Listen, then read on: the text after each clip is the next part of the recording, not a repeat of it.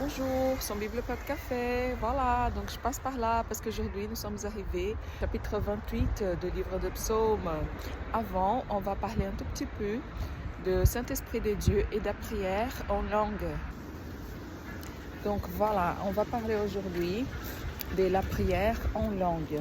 C'est marqué au livre de 1er Corinthiens, chapitre 14, verset 4. Et celui qui parle en langue s'édifie lui-même.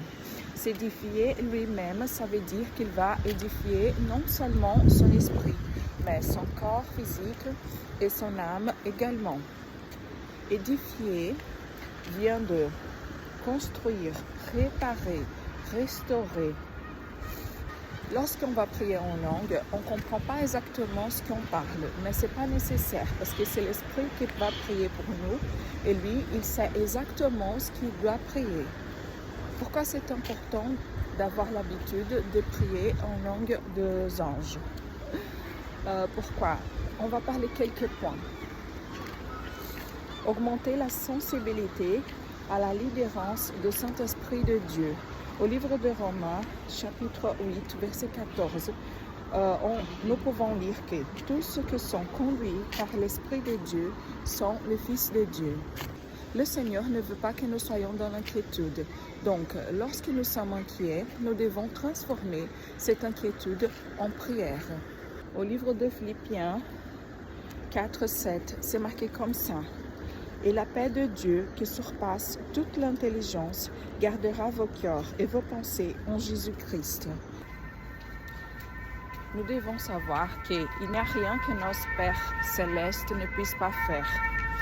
Et il n'y a rien qu'il ne veut pas faire pour nous, car il nous aime. Parfois, pour lutter contre le stress, les personnes ils vont prendre des substances comme le tabac, les drogues, l'alcool, mais Dieu ne veut pas que nous, on va par ce chemin-là, parce qu'il nous a donné sa puissance, la puissance de son esprit, pour que nous puissions faire face à tout ça. Nous pouvons lire au livre d'Isaïe, comme ça.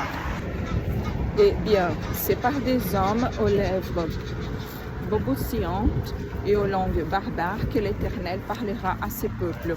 Il lui disait, voici le repos, laissez reposer celui qui est fatigué. Voici le lieu de repos. Mais ils n'ont point voulu écouter. Donc, le Saint-Esprit de Dieu, il vient pour nous offrir un repos, un lieu pour nous reposer de nos charges.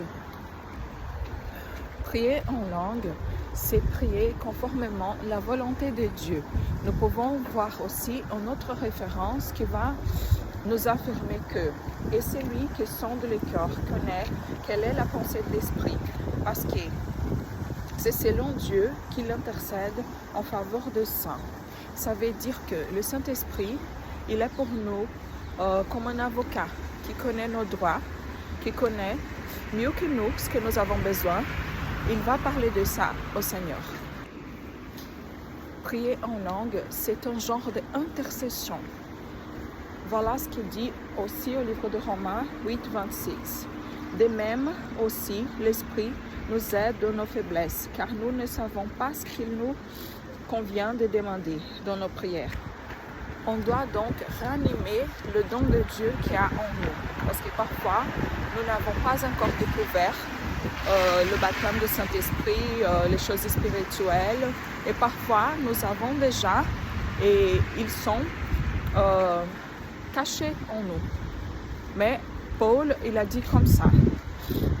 C'est pourquoi je t'exhorte à ranimer le don de Dieu que tu as reçu par l'imposition de mes mains, car ce n'est pas un esprit de timidité que Dieu nous a donné, mais un esprit de force, d'amour et de sagesse.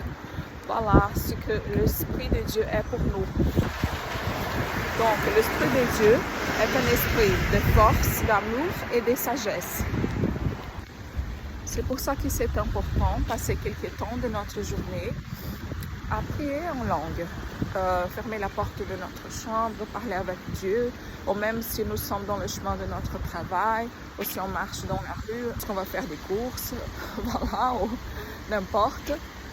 On est dans notre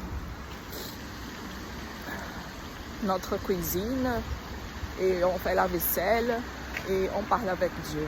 On peut parler tout le temps avec lui, on peut prier et c'est sûr qu'on sera rempli de Saint-Esprit de Dieu et on aura de belles expériences avec lui. Maintenant, on va lire Psaume chapitre 28. Psaume de David. Éternel, c'est à toi que je crie, mon rocher, ne reste pas sourd à ma voix. De peur que si tu t'éloignes sans me répondre, je ne sois semblable à ceux qui descendent dans la fosse. Écoutez la voix de mes supplications quand je crie à toi, quand je lève mes mains vers ton sanctuaire. Ne m'emporte pas avec les méchants et les hommes iniques qui parlent de paix à leurs prochains et qui ont la malice dans les cœurs. Rends-leur selon leur œuvre et selon la malice de leur action. Rends-leur selon l'ouvrage de leurs mains. Donne-leur le salaire qu'ils méritent. Car ils ne sont pas attentifs aux œuvres de l'Éternel, à l'ouvrage de ses mains, qu'il le renverse et ne le relève point. Béni soit l'Éternel, car il exauce la voix de mes supplications. L'Éternel est ma force et mon bouclier. En lui, mon cœur se confie, et je suis secouru. J'ai de l'allégresse dans le cœur, et je le loue par mes chants. L'Éternel est ma force, l'Éternel est la force de son peuple. Il est le rocher de délivrance de son nom. Sauve ton peuple et bénis ton héritage. Sois leur bergère et leur soutien pour toujours.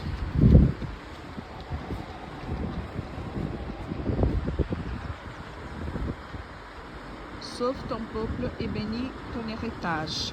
Sois leur bergère et leur soutien pour toujours.